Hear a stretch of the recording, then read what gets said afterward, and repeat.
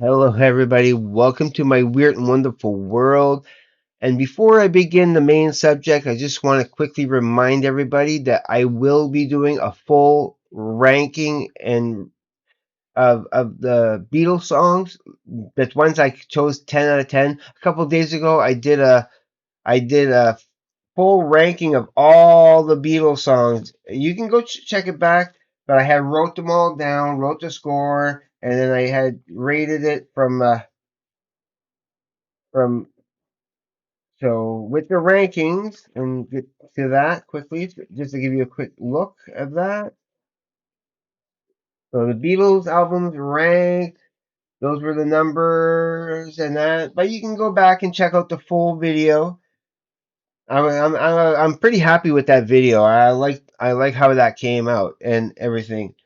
And so, okay, to get to the main subject, wait, every now and then, okay, I would come up with a project and pretty much I would abandon the project mid stride, knowing, oh, sorry, knowing full well that I mean to get to it and I want to finish these projects. I have about 5 or 6 little projects here to show you and to tell you about.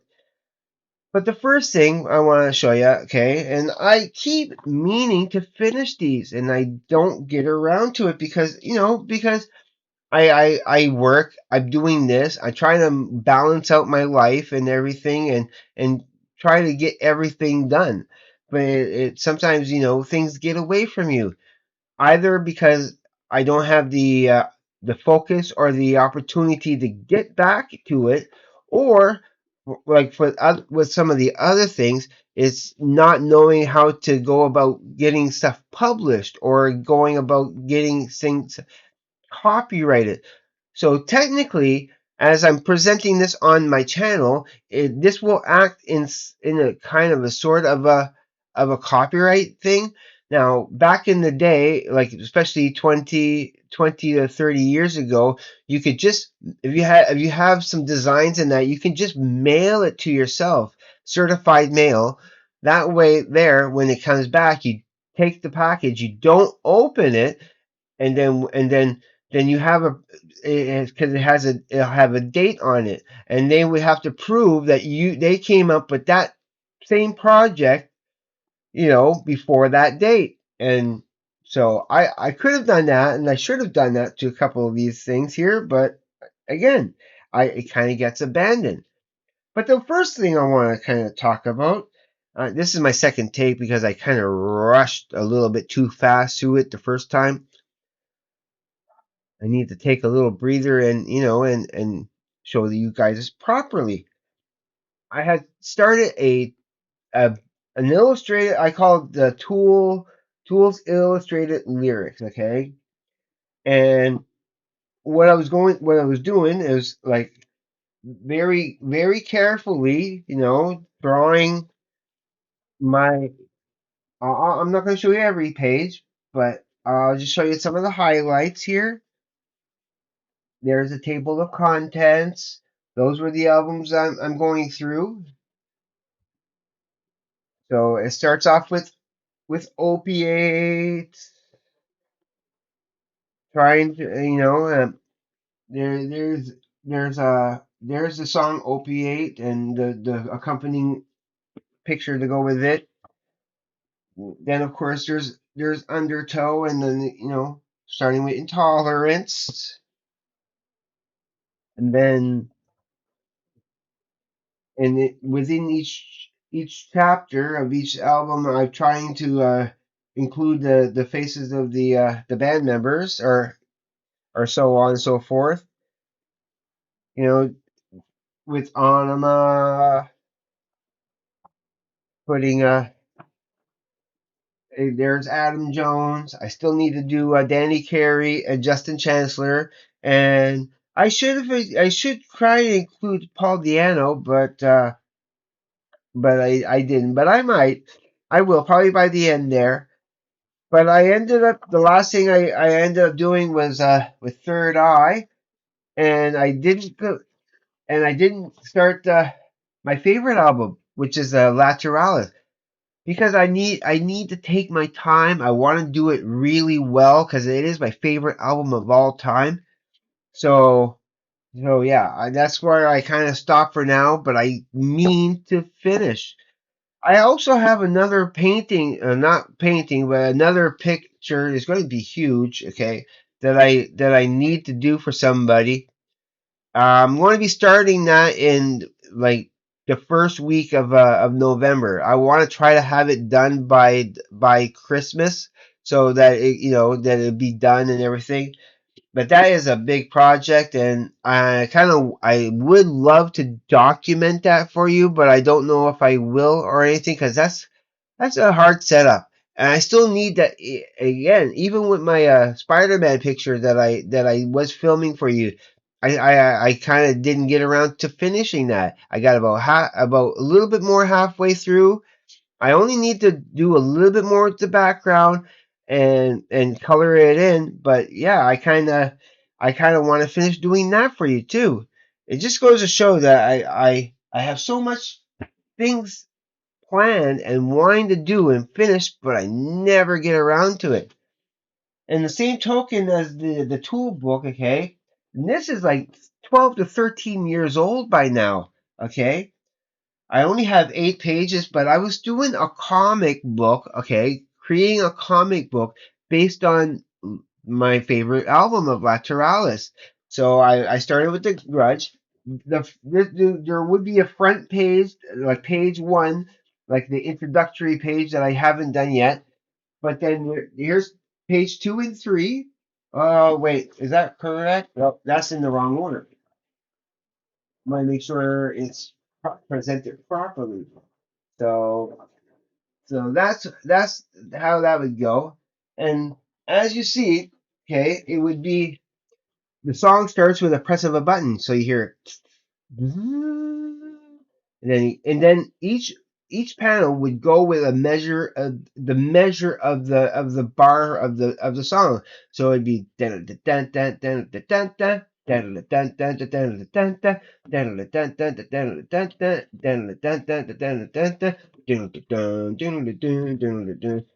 until you get to and then you get to the well, so give you another quick look at that again. It would be like that, and of course the sides would be connected to each other. So there's the first 2 pages. There's the next 2 pages, and you see on the top. Okay, first of all, like you see, it has the lyrics. Wear the grudge like a crown of negativity, calculate what we will or will not tolerate, desperate to control all and everything, and unable to forgive your Scarlet Letterman. And then right after those words, you hear the 10 bang down down down down down down down down down. Doom doom doom doom doom doom doom doom doom doom doom doom doom doom doom doom doom doom doom doom. That's how it would go. So then you get the next 2 pages, which continues the lyrics. Some of you may have seen this before. Some of you are going to see it for the first time. But yeah, and then when it gets to the part, the damage done, attacking the heart, it's like, and I'm making it up as I go along, but feeling the music and whatever images had come up, that's what I was trying to draw. And so where I stopped and hadn't finished was on see, you can see where it would connect to each other like that, with the snake and that. But that's where it finished. There's supposed to be more detail in the background where all that white area is, and I did not complete any more than that.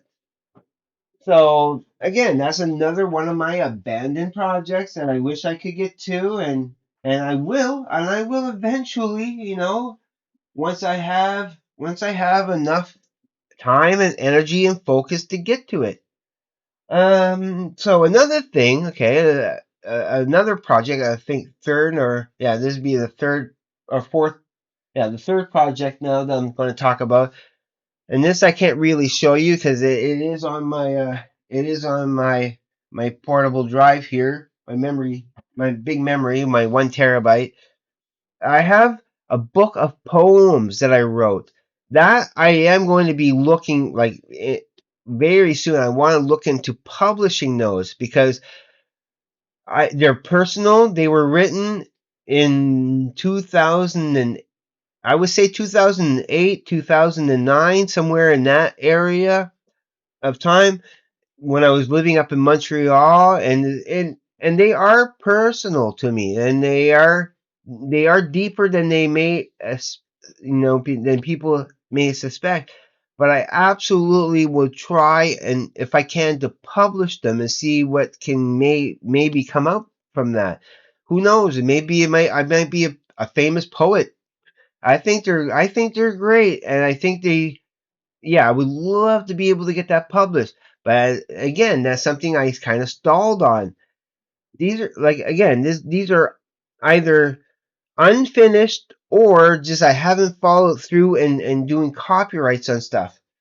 Now, this next idea that I tried to do, okay, and this is an old idea that and I'm sure I remember it was 1995 when I came up with this. I had always been kind of bewildered by why, on your keyboard, why we have a QWERTY. Why are all those letters all, you know, mixed up in that? And the reason, of course, why is because when typewriters first came about, people were typing too fast because all the letters were all in order, and people were typing too fast, and it was those hammer keys, and they would get jammed because people were typing too fast. So they had to figure out a way to slow it down a little bit so the people could type properly. So that's where the QWERTY, and there's other different forms, but the most prominent one is the QWERTY, the QWERTY, the first, and that way there, it slowed it down. But then, computers came around and people had gotten so used to putting it in that order that now people can type fast again, and people get used to it. And yeah, so I had always thought, well, what if there was a different way that could keep your left hand free, or if you're left-handed, you can convert it. So I came up with this as a keyboard. Now look at that. Okay, that here, okay, is the palm rest. The palm rest that would actually pivot up and down to give you more mobility. And if you see the order of the numbers A, B, C, D, they're sort of in order where all the red buttons are the those are the vowels, of course, and it puts it in a pattern where it'd be easy to see those vowels. And of course, putting the space bar and the shift bar right next to each other for the thumb, it would be the thumb, a roller ball to get to the place, and or you could use the whole thing as a mouse, maybe, and with the numbers, and there's your symbols like your plus and minuses and equals and all that stuff, and your different. I don't know how clear that is. There we go. And where the enter button, your scroll, your the light for your lock and everything, and your escape tab and escape buttons, and so on and so forth. The backspace right here, your numbers and other symbols on the top. I thought that would be a great, a pretty ergonomically correct, I guess, way of typing in that. But again, I just never had a chance to follow up on that. I had showed a few people back in way back when, and they were like negative about it, saying no, that will never fly. People are just too used to what they have, and so I got a little discouraged and they never pursued it. But I should have. Like 25 years ago, that I created that. So, yeah. And here's the last thing I want to go through, okay? And this is another idea that I think is now people don't play board games anymore, right? So I had and again, this was created 25 years ago, around the same time that I created that little keyboard. I created a game called Nudge. Okay. Now in Canada here, if I would have published this and called it hockey, it probably would have been a great game. But so here here's my original design for the game board, okay? See if you can't see that. It comes with three pieces which is called the so you have your pilot and you have your nudgers. And I even still have the I still even have the I think they're in there. Oh, I no, I need to remake those, but I had the pieces for them and everything.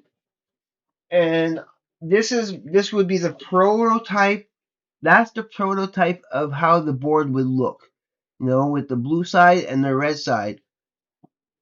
And so take a look at that. Now they're numbered from 1 to 100, going from one side to the other. Okay. So if you can see that here, right? Like on the red side here, you see it says 1, and on the blue side it's 100, and they kind of go like from like 1, 2, 3, 4, 5, 6, 7, 8, 9, 10. And the idea for the board actually came from the fourth Stephen King book in the Dark Tower series. I forget the name of it right offhand. I think it's the one after the drawing of the three. It's where there were, they were on a train, and there's this a panel, and the code that they had to punch in the panel was the punch in the prime numbers, and that was the way to activate the panel from the Stephen King book. That's where I got the idea for the patterns, and I thought, well, how do I do this? So, so of course it's the one pilot piece, right? The one pilot piece, and then the three nudger pieces. And why it's called nudge? I'll go through the rules right here. So I hadn't written them all down, and it works. You could play this game if you could design your own board. So the rules of nudge: red moves first. Okay, you see diagram for the starting positions, and the starting position would be the pilot goes right in the first part, and then you see here the red area, and then there's, of course, there's the blue area. So on your red area, you put your three nudgers here, here, and here, and with the pilot being at the first spot. So on their turn, um, yeah, red moves first. Yeah, usually red. I chose that red would move first. Okay, you just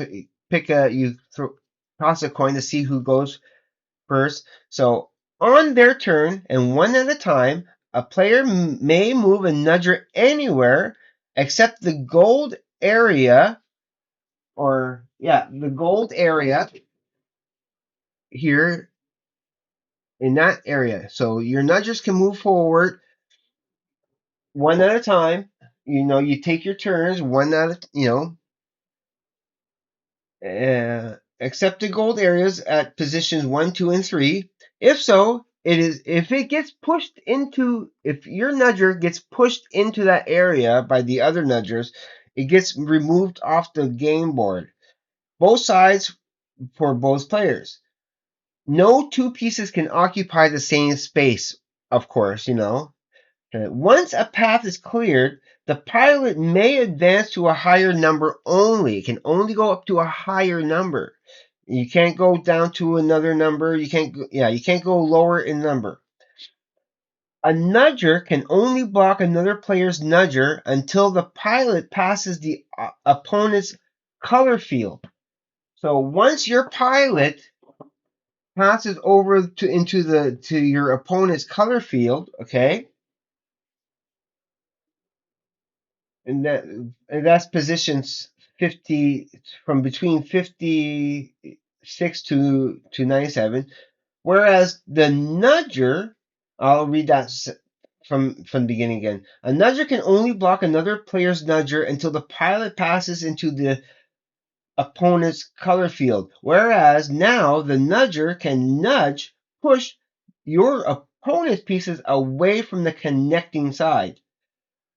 Special note, no player's nudger is allowed to nudge back with the same nudger. Any nudger in the no effect zone cannot be pushed. So the no effect zone is basically that middle section right here. That's the no effect zone. Note, the pilot can only be blocked and not nudged. You cannot nudge the pilot. It can only be blocked. A combination nudge is made when any piece, even the pilot, is in between a connection in a straight line only with your opponent's nudger. Also, if both pilots are in their opponent's color field, like in each other's field, only the nudgers in their own respective color field has the ability to nudge or push. The objective is to move your pilot from 1 to 100 before your opponent's pilot. If you reach 100 before your opponent's pilot passes the meridian, you win twice. So I tried to redo the rules a little bit better. So I had written them all over again here. So I'm going to try to see if I can't get this published and make an actual board game. I need to make the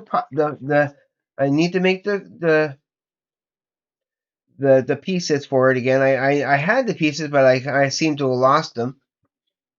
And there's alternative forms of creating. You could use a little yin yangs if you wanted to.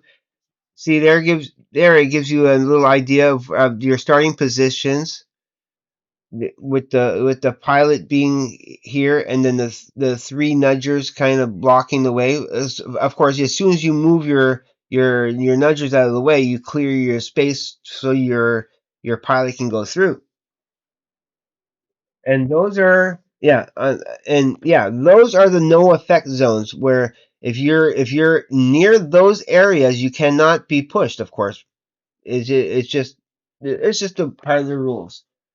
So hopefully you guys got an understanding. I know they work because I have played the game with other people a few times way back when. So I know the game works. I know that the rules are you know are exact.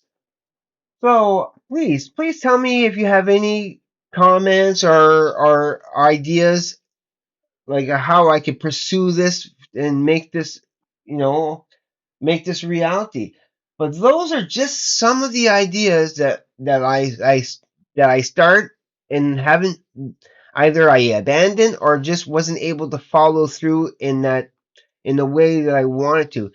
I was thinking of that last night. Like it wasn't that I was trying to think of a new idea to give you for a video. It was just that I was thinking about all these cool ideas that I tried doing in my life and never followed through. Basically, I was just thinking about my tool book and how much I wanted to and how much I want to finish this. And it started a whole snowball effect of, well, these other projects that I had that I want to so badly to get finished, but or published even, and yeah. So, okay, I'm going to let you go now.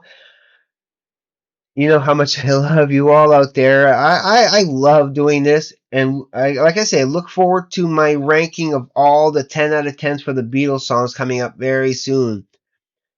Please hit like buttons, and comment, because I try to get to every comment that I can. If you comment, you see that I do, whenever possible. So anyway, everybody, you know how much I love you. So please, please be safe. Take care. I will see you on the flip side. And please, everybody, just have a great day, evening, morning, night, afternoon, evening, wherever you may be. Peace.